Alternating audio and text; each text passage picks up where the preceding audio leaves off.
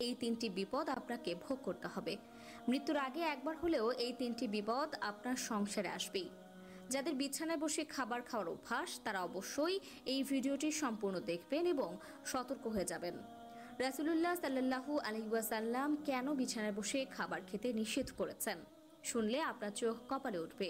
প্রিয় দর্শক, আপনি যদি রাসূলুল্লাহ সাল্লাল্লাহু আলাইহি ওয়াসাল্লামকে ভালোবাসেন অবশ্যই আলহামদুলিল্লাহ কমেন্ট করবেন এবং ভিডিওটি যথেষ্ট পরিমাণে শেয়ার করে সকলকে সাবধান করে দেবেন। হিন্দু মুসলিম সকলের উচিত ভিডিওটি সম্পূর্ণ দেখা, কারণ এই অভ্যাসটি আমাদের সকলের মধ্যে রয়েছে। বিছানায় বসে যারা খাবার খায় তাদের সর্বপ্রথম যে অসুবিধা বা বিপদ লেগে থাকে তা হলো কারণে অকারণে স্বামী স্ত্রীর ভিতর ঝগড়া বিবাদ লেগে থাকা। সকলের ঘরে খারাপ ভালো উভয় জিন রয়েছে, কিন্তু খারাপ জিনগুলো ওই সকল মানুষকে খুব দ্রুত প্রভাবিত করতে পারে যারা বিছানায় বসে খাবার খায়। যে বিছানায় আপনি মিলন করেন শয়ন করেন সেই বিছানায় বসে খাবার খেলে শয়তানের বদনজর লাগে এবং সংসারে ঝই ঝামেলা লেগেই থাকে।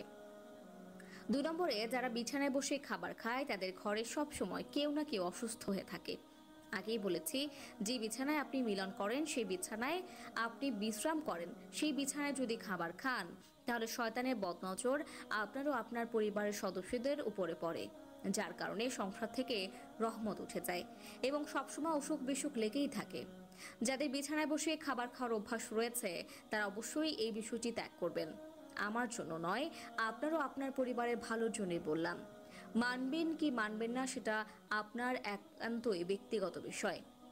যারা বিছানায় বসে খাবার খায় তাদের সংসারে ঘন ঘন ঝগড়া বিবাদ হতেই থাকে। কোনো কারণে বা অকারণে ছোট ছোট বিষয় নিয়ে খারাপ পরিস্থিতির সৃষ্টি হয়।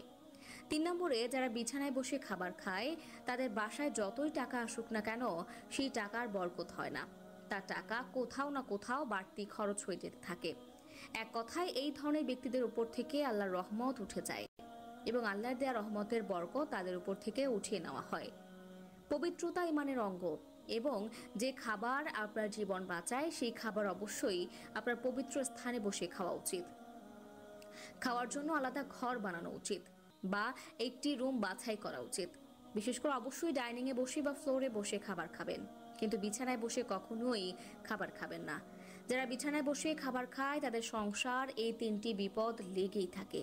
যদি বিশ্বাস না হয় তাহলে অবশ্যই মিলিয়ে দেখবেন।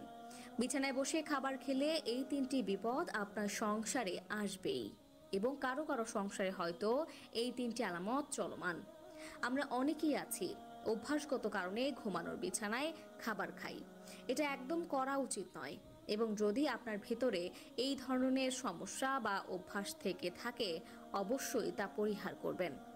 আল্লাহ তাআলা আমাদের সকলকে সঠিক বুঝ দান করুন, আমিন।